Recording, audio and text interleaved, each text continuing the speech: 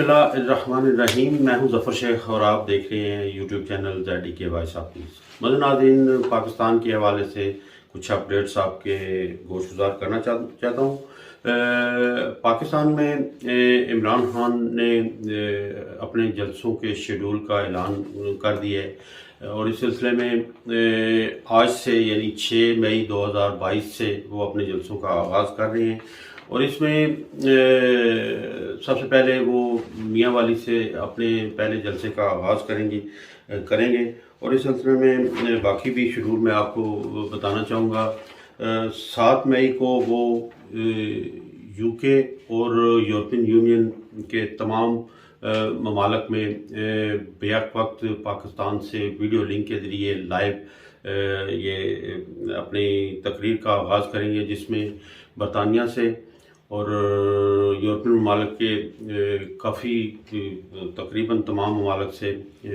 Video link के लिए लोग बड़ी बड़ी स्क्रीन पर इमरान खान का ख़िताब देखेंगे भी और सुनेंगे भी। और ये तारीख़ में पहली मरतबा इस तरह हुआ है कि किसी भी ऐसे पाकिस्तानी लीडर ने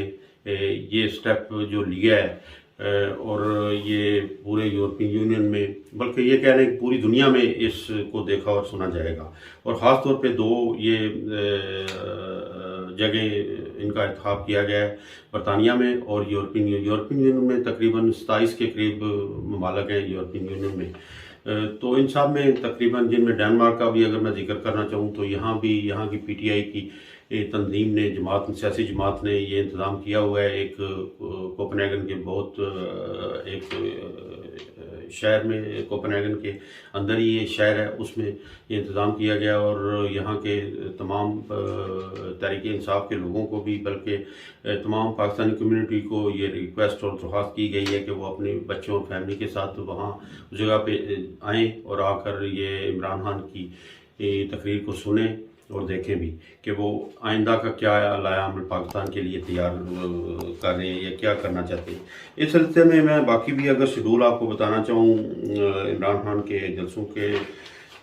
का, तो 7 मई को जैसे मैंने बताया कि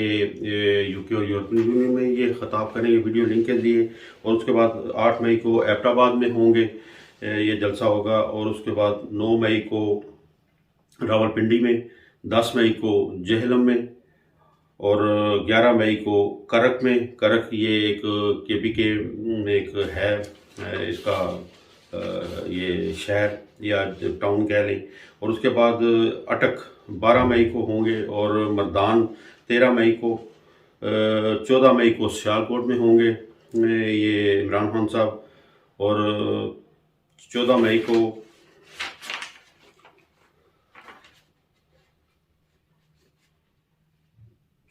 को ये सियालकोट में होंगे और 15 मई को फैसलाबाद में ये जलसा करेंगे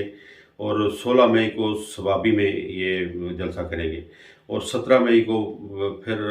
कोहाट में और 18 मई को लाहौर में। लाहौर में ये एक लायर्स कन्वेंशन से खिताब करेंगे, क्योंकि ये पाकिस्तान के जो यंग लायर्स हैं उनकी ये शिकायत है कि उनके केसेस को सही तरीके से उनका रिव्यू या उनको सुना नहीं जाता, उनकी समाअतनी प्रोसीडिंग नहीं होती। इस सिलसिले में वो करेंगे। और चकवाल में 19 मई को और आखिर में मुल्तान में 20 मई को ये जलसा करेंगे। तो ये मैं समझता हूँ कि बहुत ही टाइट शेड्यूल है और इसमें ये कहा जा सकता है कि इमरान खान की ये ज़हनी तौर पर और फिज़िकली ये बहुत बड़ी, ये कह लें कि एक मुस्बत कामयाबी कह लें या मुस्बत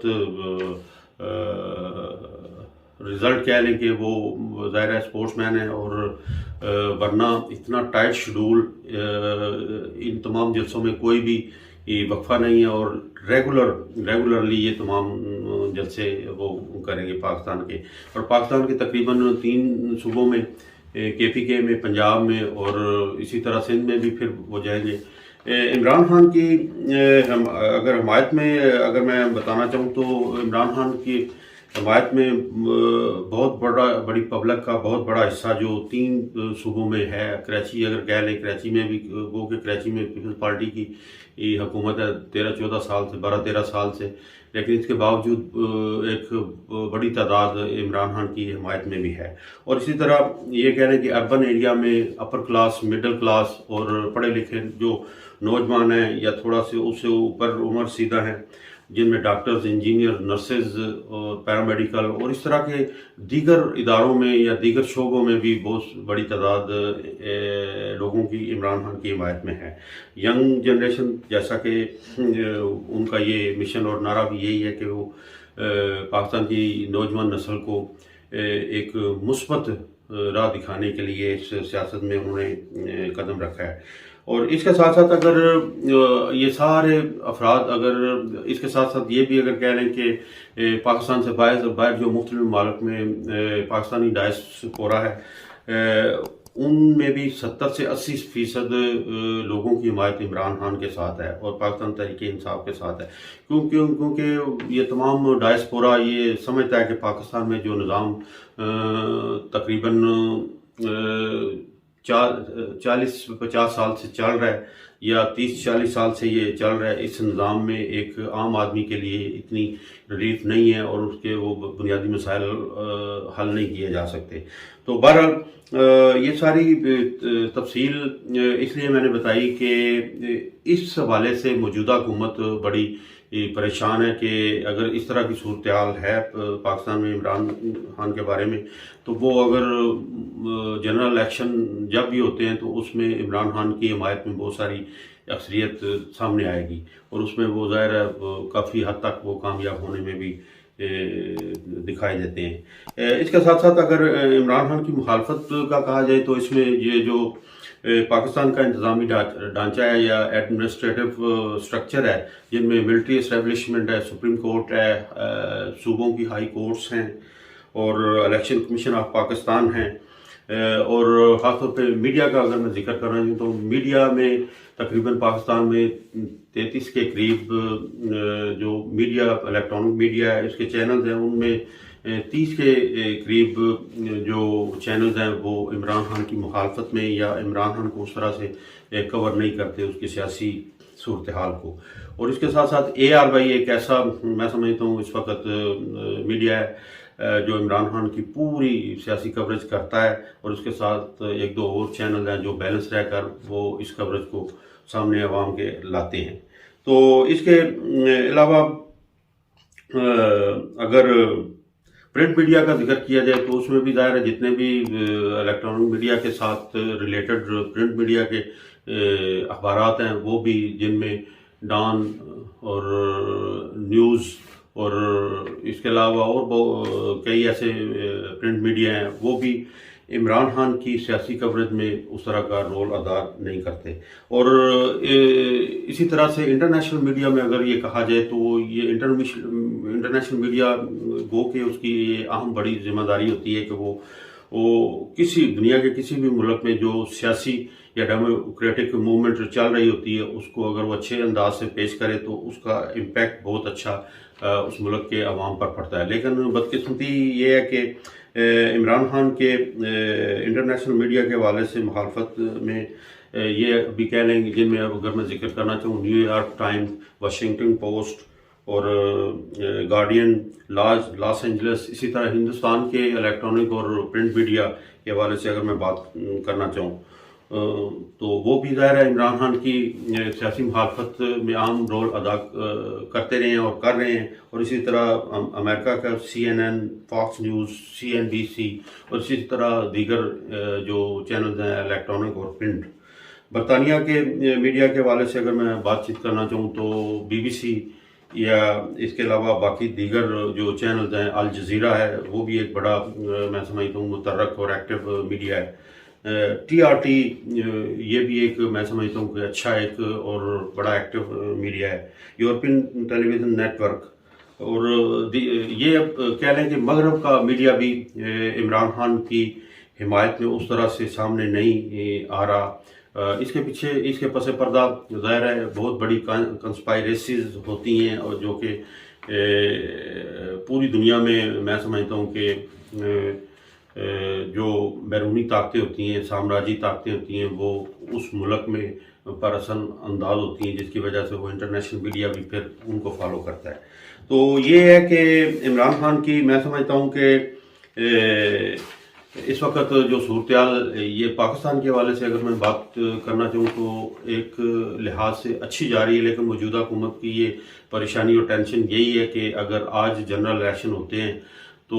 اس میں عمران خان بہت بڑی اکثریت کے ساتھ عوام کی حمایت سے حکومت میں آ سکتا ہے. اور اس سلسلے میں موجودہ حکومت میں جتنے بھی وزراء ہیں کابینہ میں، اس میں تقریباً موسٹلی جو ہیں وہ بیل پر ہیں، ضمانت پر ہیں، ان پر کیسز ہیں. اور یہ ان کی پریشانی ہے کہ اگر عمران دوبارہ اقتدار میں آ گیا تو ان کو یہ کیس بڑی جلدی ان کا سامنا کرنا پڑے گا، چاہے وہ سزا کی صورت میں، چاہے وہ کسی بھی صورت میں. تو اس حوالے سے موجودہ حکومت کی کوشش یہی ہے کہ جتنی جلدی ہو سکے ہم یہ 3-4 چیزیں فوری طور پر ان پر عمل کریں اور ان کو سلجھانے کی کوشش کریں، جن میں EVM machine, electronic voting machine, اس کا استعمال نہ ہونا جنرل الیکشن میں، اور اس کے ساتھ ساتھ اوورسیز کے ووٹ کا حق، اس کو بھی وہ ریویو کر رہے ہیں تاکہ اوورسیز کے جتنے ووٹ ہیں تقریباً 90 لاکھ کے قریب اوورسیز ہیں دنیا کے مختلف ممالک میں، اور اس میں 70 کہہ لیں یا 60-70 کے قریب فیصد کے قریب عمران خان کی حمایت میں یہ اوورسیز ہیں. اور یہی خوف اس موجودہ حکومت کو اس کو ختم کرنے کے لیے یہ کوشش کر رہے ہیں. اور اس کے ساتھ ساتھ الیکشن کمیشن آف پاکستان وہ بھی ایک متنازع ابھی بن چکا ہے، کیونکہ اب عمران خان یہ سمجھتے ہیں کہ الیکشن کمیشن کی تمام تر ایکٹیویٹیز عمران خان کے خلاف ہیں یا اپوزیشن کے خلاف ہیں، اور یہ مثبت طور پر یہ اپنا کردار ادا نہیں کر رہا. اور ان کا مطالبہ ہے کہ ان کو الیکشن کمیشن کو مستعفی ہو جانا چاہیے. لیکن ظاہر ہے یہ ایک حکومتی آرڈر ہوگا کہ وہ کب تک اور کس حد تک الیکشن کمیشن کو اپنے ساتھ رکھتے ہیں، یا آئندہ آنے والے الیکشن میں اس کی کیا صورتحال بنتی ہے. تو یہ میں سمجھتا ہوں کہ یہ بڑا ہی پریشان کن مرحلہ ہے اس وقت پاکستان میں سیاسی طور پر. اللہ کرے یہ ہمارے مقتدر ادارے جو ہیں اس تمام صورتحال پر بڑے اچھے طریقے سے غور بھی کر رہے ہوں گے، اور اس پر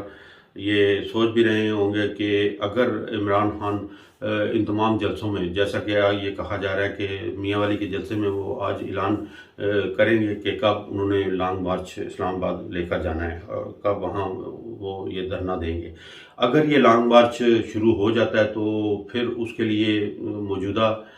حکومت کو اور مقتدر حلقوں کو بڑی پریشانی ہو سکتی ہے، کیونکہ عوام اس وقت بے روزگاری اور مہنگائی کو بھولے ہوئے ہیں. اور لیکن اس وقت جو عمران کا جو بیانیہ ہے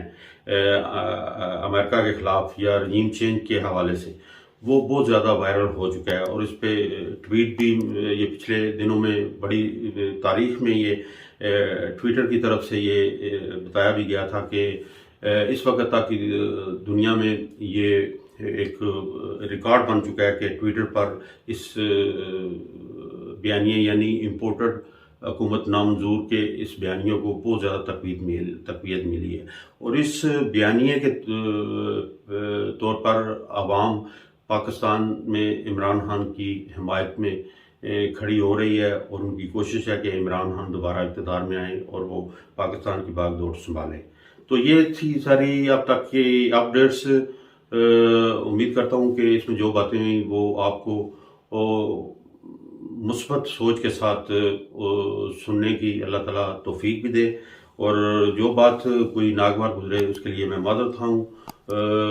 تو اب تک کے لیے اتنا ہی. ہمیشہ کے لیے پاکستان زندہ باد اور ڈنمارک پائندہ باد.